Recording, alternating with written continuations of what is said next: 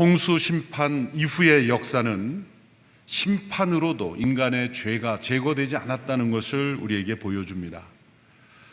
그 결과 창세기 11장에 인류 전체의 타락이 다시 번성하였고, 그 결과 바벨탑을 쌓는 사건이 등장합니다. 하나님께서 노아와 그 가족을 생존케 하시고 또 약속을 맺으시며 다시 새로운 인류를 시작하도록 허락하셨지만, 인류는 여전히 하나님처럼 되려고 하는 이 죄의 영향력을 벗어나지 못하고 있습니다. 그것이 바로 바벨탑의 사건입니다. 창세기 11장 2절에 보면 다시 인구가 크게 증가하여서 이제 노아의 방주가 마지막 머물렀던 아라랏산, 오늘날의 아르메니아 고산지대입니다. 이제는 그 고산지대에 더 이상 머물 수가 없는 그 인구가 되었고, 이제 평지로 내려와 이제 시날 평지라고 하는 곳에 이동하였다고 말하고 있습니다. 일부 사람들만 평지로 내려온 것이 아니라 그들은 모두가 함께 시날 평지라는 곳에 내려왔습니다. 당시에 전 인류가 함께 이렇게 이동할 수 있었던 까닭은 모든 언어가 하나였기 때문입니다. 이들이 도착한 평원은 티크리스와 유프라데스 강 유역의 넓은 평야로서 에덴 동산이 있었던 곳으로 추정하는 곳이며, 또 이 지역은 훗날 바벨론으로 알려지는 지역입니다. 이렇게 이 시날 평원에 옮긴 그들이 바벨탑을 쌓기로 결정합니다. 물론 탑 하나만 쌓은 것은 아니죠. 탑을 중심으로 해서 그들이 도시와 성을 건설하여 흩어지지 않고 모두가 함께 사는 공동체를 형성하고자 했던 것입니다. 문제는 그들이 하나님을 거부하고 그들의 기억 속에 창조주 하나님을 지워버리고 인간이 주인된, 인간이 왕이 되는, 인간의 이름을 많이 존재하는 그런 세상을 꿈꾸었다는 것에 문제가 있습니다. 오늘 본문 11장 4절의 말씀을 우리 같이 함께 읽어볼까요? 11장 4절 시작. 그리고 그들이 말했습니다. 자, 우리가 우리를 위해 성을 쌓고 하늘까지 닿는 탑을 쌓자. 우리를 위해 이름을 내고 온 지면에 흩어지지 않게 하자. 자, 우리가 우리 이름을 내고, 이들은 하나 되었습니다. 자, 우리가 우리 이름을 내고, 그들은 고산지대부터 평원으로 옮기는데도 하나 되었고, 또 그들이 이렇게 탑을 세우고 거대한 도시와 성을 건설해서 하나의 강력한 공동체를 만드는 일에도 하나 되었습니다. 그런데 그 하나됨은 죄악에 근거한 잘못된 하나됨이었습니다. 모든 인간들을 하나로 묶는 죄의 힘이 여기서 나타납니다. 죄도 힘이 있습니다. 죄도 사람들을 하나 되게 합니다.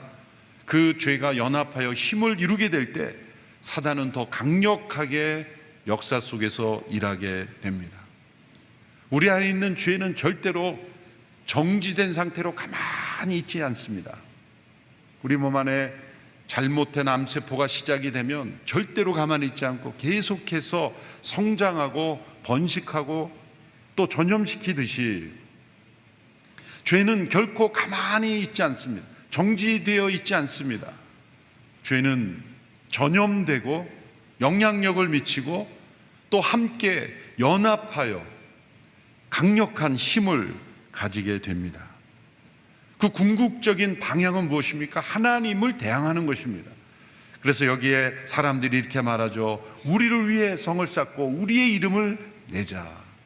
인간이 창조된 목적은 하나님의 영광을 위한 것이고 하나님의 이름을 드러내는 것임에도, 하나님의 뜻을 행하는 것임에도, 인간들은 하나님의 영광, 하나님의 이름, 하나님의 뜻, 그것을 다 버리고 우리를 위해 우리의 이름을 내고 우리가 주인된 세상을 만들자고 하는 무신론의 공동체를 만들고자 했던 것입니다. 그래서 인간은 자신들이 얼마나 위대한지를 확신하고 싶었던 겁니다. 왜 사람들이 자신들의 이름을 내고자 합니까? 자신들의 위대함을 증명하고 싶기 때문입니다. 그것은 자기 자신이 얼마나 위대한 존재로 창조되었다는 것을 믿지 못하기 때문입니다. 우리 인간은 이 세상에서 어떠한 업적, 성취가 없다 할지라도 우리의 존재 그 자체로 하나님의 형상대로 지음받은 그 존재 그 자체가 우리는 위대한 존재입니다. 하나님의 형상대로 지음받은 그 자체가 우리는 고귀한 존재입니다. 존귀한 존재입니다. 그 인간의 고귀함과 존재함, 그 존귀함, 그 위대함을 믿지 못하게 인간은 자꾸 어떤 성취를 통해서 자신이 위대하다는 것을 증명하고 확신하고 싶어 하는 것입니다. 또 그들은 하늘에까지 닿는 탑을 쌓고자 했습니다. 하늘에 닿고자 했습니다. 창조주의 영역에 스스로의 힘으로 도달하고자 한 것입니다. 이것이 바벨의 꿈입니다. 인간들은 문명과 기술이 발전하면서 하나님의 영역에 스스로 도전하죠. 유전자 기술을 개발해서 인간도 복제하고 싶어 합니다. 우주를 여행하는 시대가 되었죠. 나라마다 우주선을 쏘아 올리고 또 우주를 탐험하고 또 우주를 새로운 문명으로 발전시키려고 합니다. 그 자체가 나쁘다고 볼 수는 없죠. 그러나 그 이면에 있는 사람들의 동기에 하늘에까지 닿고자 하는 성경에 나오는 이 바벨의 꿈을 이루고자 도전하는 것이라면 그것은 헛된 것이 될 수 있습니다. 하늘에까지 닿고자 합니다. 달에도 가고 화성에도 가고 태양계에 있는 모든 이 행성에 다 인간이 우주선을 타고 가서 그곳에 정착한다고 해서 하늘에 닿은 것일까요? 화성에 가도 거기에 보면 하늘이 또 있는 거예요. 하늘에 닿고자 하는 인간의 이 바벨의 꿈은 결코 이루어질 수 없는 것입니다. 왜 인간은 그렇게 하늘 높이 계속 올라가려고 하는 것일까요? 각 나라가 어느 나라에 가장 높은 건물이 있는가를 경쟁하고 조금이라도 더 높이 지려고 하고 높은 건물에 있어야 인간이 위대한 것처럼 착각하는 거죠. 여러분, 우리나라의 가장 세계에서 높은 건물이 완성됐다고 하면 여러분 그 순간 행복해집니까? 나는 우리나라에 가장 높은 건물이 있어서 행복해요. 그것이 우리에게 평안을 줍니까? 사람들이 이렇게 높이 오르고자 하는 그 동기가 무엇일까요? 인간이 위대하며 또 인간은 하나님 없이도 살아갈 수 있다라고 하는 그 불신의 본능, 불순종의 본능을 만족시키고자 자꾸 높이 하늘로 향하는 것 아닐까요? 또한 그들은 이렇게 말했습니다. 온 지면에 흩어짐을 면하자. 흩어지지 않기 위해서 그들은 높은 탑을 쌓고 그 탑을 중심으로 해서 도시와 성을 만들고 공동체를 이루고자 했던 것입니다. 고대 도시 어느 이거든 어떤 탑을 세우고 그 탑을 중심으로 해서 사람들이 흩어지지 않도록 하는 중요한 이정표를 만들고자 했던 것입니다. 흩어짐을 면하고자 했던 것, 이것은 하나님께서 말씀하신 명령의 정면으로 대항하는 것입니다. 땅을 정복하고 땅에 충만하라, 흩어짐의 명령입니다. 에덴 동산만이 아니라 하나님이 창조하신 지구 곳곳에 흩어져서 하나님의 대리자로서 만물을 통치하는, 그리고 그것을 개발하고 하나님의 이름으로 우리 인간에게 주신 창조적인 능력을 가지고 이 세상을 개발하는 소명이 우리에게 있음에도 그들은 흩어지지 않기를 원했던 것입니다. 이것은 단순한 실수가 아니라 의도적인 하나님께 대한 반역인 것입니다. 그래서 그들은 바벨 탑을 쌓으려고 했던 것입니다. 자, 이러한 인간의 계획에 대하여 하나님께서 어떻게 반응하셨는지가 오늘 본문에 나옵니다. 오늘 말씀해 보면 하나님께서 그 탑을 보려고 내려오셨다라는 표현이 나옵니다. 6절에서 8절의 말씀을 함께 읽어보겠습니다. 6절에서 8절 시작. 그리고 여호와께서 말씀하셨습니다. 저들이 한 민족으로서 모두 한 언어로 말하고 있어서 이런 짓을 벌이기 시작했다. 그러니 이제 그들이 하고자 꾸미는 일이라면 못할 게 없을 것이다. 자, 우리가 내려가서 거기에서 그들의 언어를 혼란하게 해 서로 알아듣지 못하게 하자. 그리하여 여호와께서는 그들을 그곳에서부터 온 땅에 흩어버리셨습니다. 그들은 성 쌓는 것을 그쳤습니다. 자, 우리가 내려가서 삼위일체 하나님께서도 반응하십니다. 자, 우리가 내려가서 인간은 자, 우리가 우리를 위하여 우리 이름을 내려고 바벨탑을 쌓자 라고 말했죠. 하나님은 자, 우리가 내려가서 그들이 꾸미고 있는 것을 보자.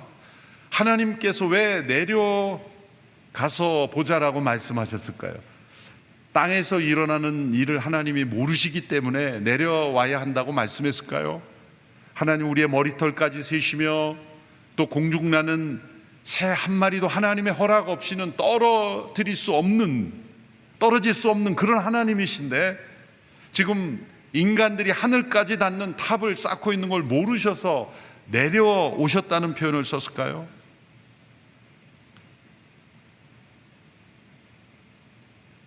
그런 것이 아니겠죠. 그럼 왜 하나님이 내려오셔서 보자라는 말씀하셨을까요?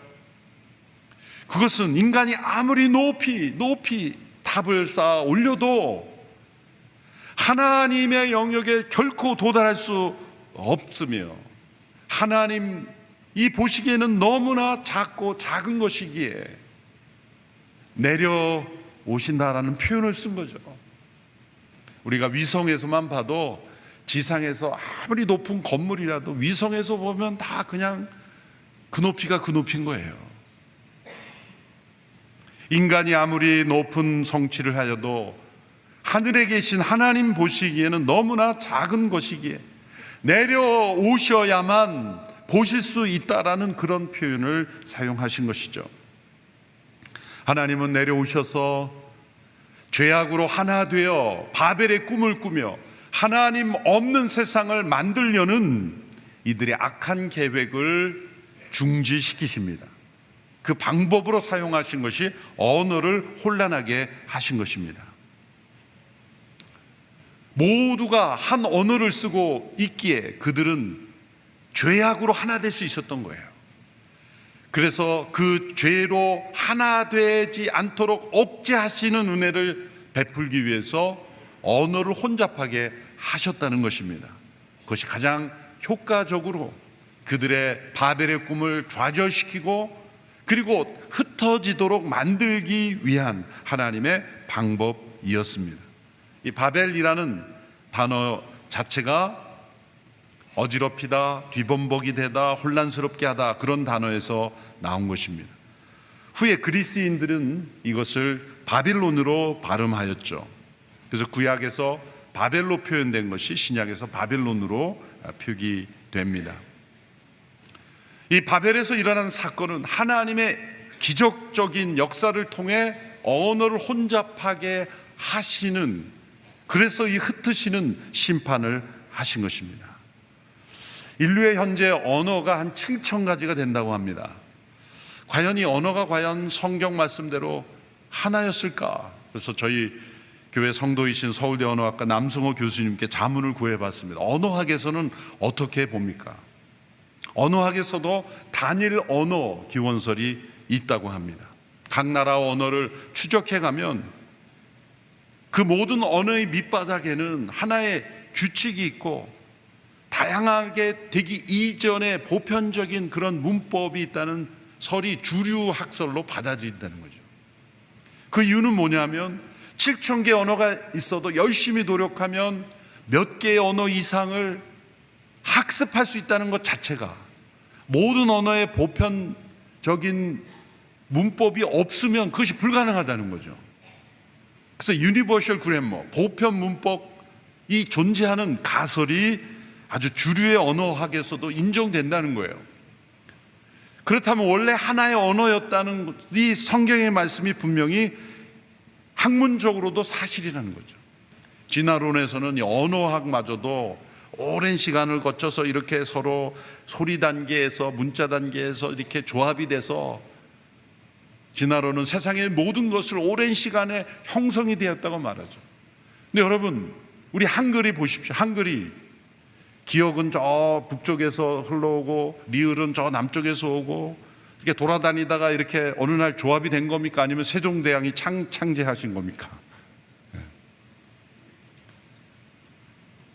언어가 오랜 시간에 걸쳐서 변화는 있죠. 그러나 언어 그 자체의 형성은 어떤 역사로 인해서 형성이 되는 것이지, 이 소리가 흘러다니다가 점점 되는 그런 과정으로 형성되는 것보다는 이런 하나님의 역사로 인해서 하나였던 언어가 여러 개의 언어로 흩어지고 또 그 여러 개의 언어가 7,000개의 언어로 분화되었지만 거슬러 올라가면 하나의 언어로 출발했다는 것은 분명합니다. 하나님께서 이 언어를 흩으심으로 인간이 죄악으로 더 이상 연합하지 못하도록, 죄로 하나 되지 못하도록 억제하시고 또 하나님의 목적을 이루셨죠. 흩어지도록 하신 것입니다. 그러므로 이 흩으신 하나님의 심판은 하나의 은혜입니다. 하나님은 인간의 악한 계획을 중단하게 하심으로써 하나님의 계획으로 이끄신 것입니다.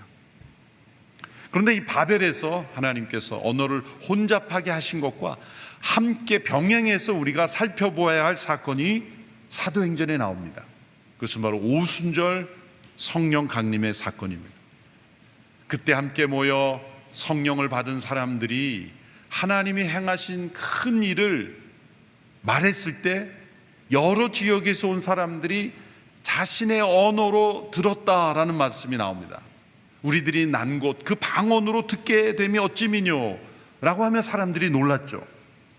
그 당시에 다락방 앞에 모인 바데인, 메데인, 엘람인 여러 지역에 온 이방 사람들이 각자 자신들의 방언으로 듣게 되었다는 것입니다. 놀라운 기적이죠. 이 사건은 두 가지 가능성이 있습니다. 하나는 말하는 사람들이 그들의 언어로 말하게 되는 역사로 성령께서 역사하실 가능성과, 두 번째는 듣는 사람들이, 말하는 사람들은 성령에 감동돼 하나님의 큰 일을 말했지만 듣는 이들이 자신들의 언어로 들을 수 있는 기적이 일어났다고, 두 중에 하나가 분명히 일어난 것이죠. 화란의 신학자인 아브라함 카이퍼는 두 번째를 따르죠. 무엇에 근거해서? 아까 언어학에서 말하는 모든 언어가 하나였기 때문에 모든 사람의 언어 이면에는 이 하나였던 언어의 원리가 숨어 있는 것이죠. 그래서 하나님께서 성령으로 역사하셔서 원래의 언어로 이해할 수 있는 역사를 행하셨다. 또 그분은 그렇게 해석합니다. 어느 쪽이든지 놀랍게도 언어가 통일되는 기적이 성령으로 일어났다는 겁니다. 하나님께서 바벨의 꿈을 중단시키시고 흩으시기 위해 언어를 혼잡하게 하신 사건과 성령이 임했을 때 언어가 통일되며 하나님이 행하시는 일을 듣고 복음을 듣게 되는 이 역사는 너무나 대조되는 것입니다. 이것은 하나님께서 성령을 통해서 죄악으로 하나 되었던 그 죄의 하나됨을 깨트리시고 이제는 성령으로 하나 되는 시대, 하나 되는 역사를 통해서 하나님께서 인류를 그리스도의 몸으로 구원하실 것이라는 것을 보여주는 것입니다. 얼마나 놀라운 일입니까? 죄는 겉으로는 하나 되게 하는 것 같지만 속으로는 다툼과 분열, 이기심과 알력으로 가득하게 합니다. 그러나 성령님은 서로 다른 다양성을 존중하면서도 그리스도 안에서 하나 되게 하는 역사를 이루시며 우리 모두를 하나님의 백성으로 하나 되게 하시는 역사를 성령님께서 이루신다는 것입니다. 겉으로는 언어와 문화가 달라도 마음과 영으로 하나 되는 역사가 성령 안에서 일어나는 겁니다. 완벽하게 알아듣지 못해도 찬양을 들으면 함께 성령 안에서 기뻐할 수 있게 되는 거예요. 또 성령님께서 필요한 우리에게 그런 언어의 능력을 부어주셔서 짧은 시간에 그 언어의 능력을 함께 하나 되게 하는 그 역사를 성령님께서 오순절 성령을 통해서 역사하신다는 것을 말씀해 주셨습니다. 하나님께서는 분명히 보여주셨습니다. 하나님 없는 세상을 만들려는 바벨의 꿈을 하나님은 분명히 심판하신다는 겁니다. 우리가 지난 몇 년 동안 경험한 이 코로나 팬데믹을 저는 제2의 바벨탑에 대한 하나님의 심판으로 해석을 합니다. 공교롭게도 흩어져야 우리가 안전한 기간이 아니었습니까?